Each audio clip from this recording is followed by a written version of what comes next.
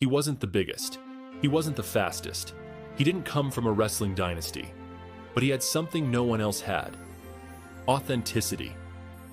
From backyards in Chicago to the bright lights of WrestleMania, CM Punk has always been different. Straight edge, outspoken, defiant, he didn't just play a character, he lived it. He challenged authority, he called out legends, and he blurred the line between reality and fiction in a way that changed wrestling forever. But how did a skinny kid in basketball shorts become the best in the world? How did he go from indie cult hero to one of the most controversial figures in wrestling history? And why, after walking away from WWE for nearly a decade, did he come back louder, sharper, and just as defiant as ever? This is the story of every version of CM Punk. From his first steps in backyard rings, to his iconic pipe bomb, to his shocking returns. A story of rebellion, of legacy, and of a man who refused to be silenced. This is CM Punk's evolution. In the late 1990s, a skinny Chicago kid with bleach blonde hair, basketball shorts, and no pyro began wrestling in backyards and small gyms. His name, CM Punk. From the start, one thing separated Punk from the pack: his straight-edge lifestyle. No drugs, no alcohol, no cigarettes. For many wrestlers, this was unusual, even unheard of. Punk leaned into it, making it his identity. By the time he reached IWA Mid-South, Punk was already building a reputation. His rivalry with Chris Hero became the stuff of legend. Matches that could last over an hour, filled with technical mastery and stiff strikes. Fans who saw them live would talk about them for decades. Punk also battled future stars like Colt Cabana, AJ Styles, and even Eddie Guerrero. These weren't glamorous shows, no fancy production, no television, but Punk's authenticity, raw charisma, and dedication set him apart. Word spread, CM Punk was the real deal. Chapter 2, Ring of Honor and TNA, 2002 to 2005. When Ring of Honor launched in 2002, Punk became more than just a name on the card. He became a cult figure. The look: long blonde hair slicked back, basketball shorts, taped fists.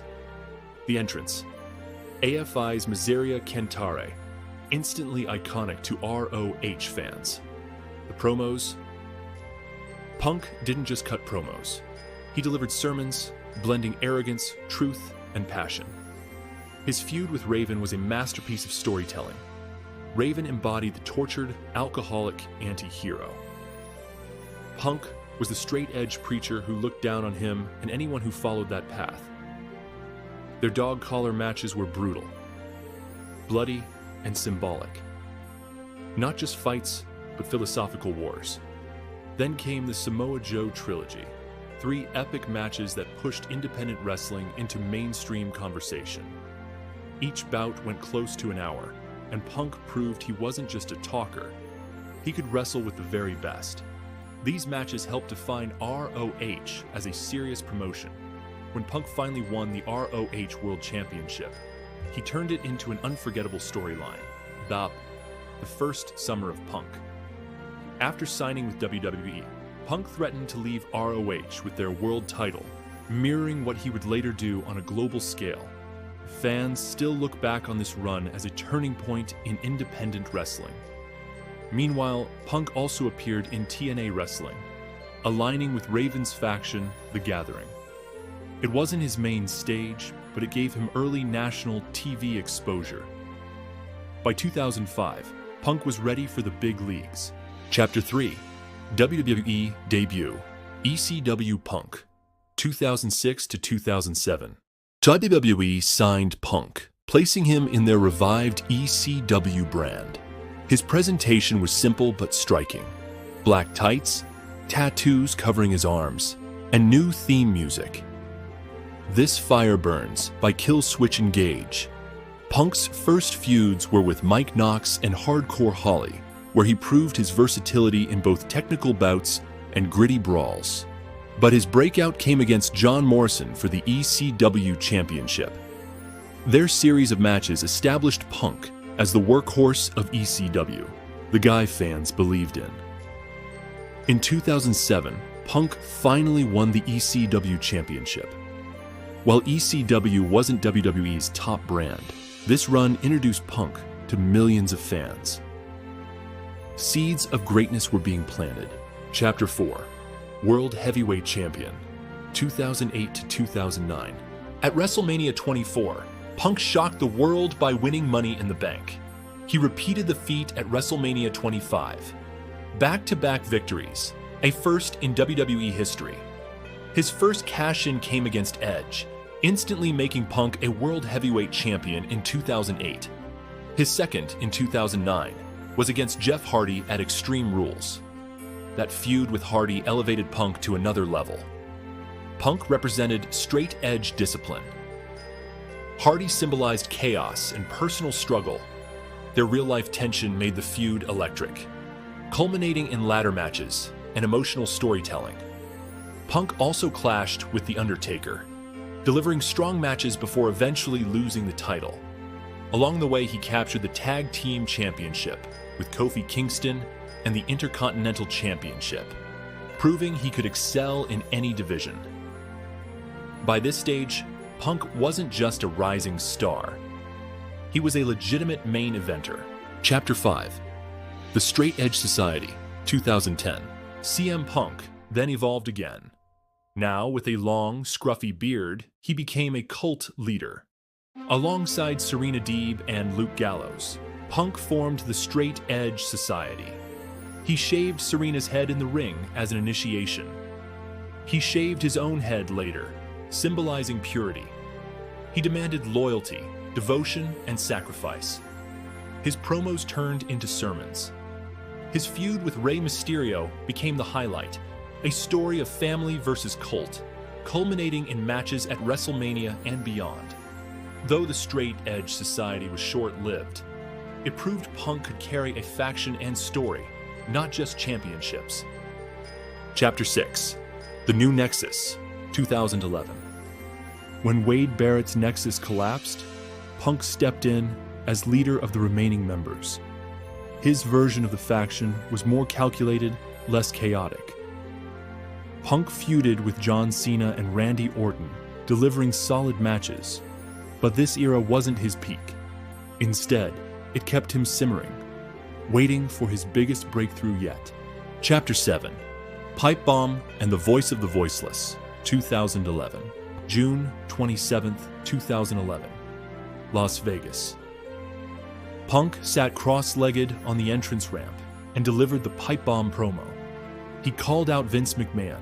He buried John Cena. He mocked The Rock. He even ripped into WWE's creative process. Fans couldn't tell what was real and what wasn't. It was a cultural reset for wrestling. This led to Money in the Bank 2011 in Chicago. Punk versus Cena for the WWE Championship. Punk's contract expiring that very night. When Punk pinned Cena, the arena exploded. He blew a kiss to Vince and left through the crowd with the belt. The world was watching. Punk had changed wrestling forever. Chapter 8, Best in the World. The Legendary Reign, 2011 to 2013. At Survivor Series 2011, Punk defeated Alberto Del Rio to reclaim the WWE Championship. This time, he wasn't just champion. He was the best in the world. New look, short hair, best in the world shirts. New entrance, Cult of Personality by Living Color. New era, dominance. For 434 days, Punk reigned as WWE Champion, one of the longest modern reigns in history. He defended against Cena in instant classics, wrestled technical showcases with Daniel Bryan, and went to war with Chris Jericho. When he turned heel and aligned with Paul Heyman, Punk elevated his arrogance, demanding respect from fans and peers. His reign ended in early 2013 against The Rock, but by then, Punk's place in history was secure. Chapter 9, AEW Return, 2021 to 2023. After leaving WWE in 2014, fans chanted his name for years. Finally, in 2021, Punk returned. But in AEW, his Chicago debut on AEW Rampage remains one of the loudest reactions in wrestling history. Punk's feuds with Eddie Kingston, Hangman Page, and MJF reminded everyone why he was special. The dog collar match with MJF was bloody and unforgettable. He won the AEW World Championship twice, but injuries and backstage drama, especially the infamous brawl-out incident with the Elite, overshadowed his in-ring work. In 2023, AEW released him, ending what should have been a triumphant second act. Chapter 10, WWE Return and Legacy, 2023 to 2025. At Survivor Series 2023, Punk returned to WWE after a decade away. The Chicago crowd erupted, proving his star power never faded. He reignited rivalries with Drew McIntyre, Seth Rollins, and Roman Reigns, headlining WrestleManias and SummerSlams. In 2025, he briefly captured the World Heavyweight Championship at SummerSlam, only to lose it minutes later to Rollins' Money in the Bank cash-in. Even older, grayer, and battle-worn, Punk remains sharp on the mic, defiant in spirit, and a headline attraction. His ability to evolve, from backyard wrestler to indie legend, from cult leader to voice of the voiceless, from bitter exile to triumphant return, cements him as one of the greatest storytellers in wrestling history. CM Punk's story isn't just about championships. It's about authenticity, rebellion, and evolution. He challenged authority, blurred the line between fiction and reality, and gave fans unforgettable moments across 3 decades. He may not be the same Punk from 2011, but the fact that he's still here, still headlining, still sparking conversations, still unforgettable, says everything.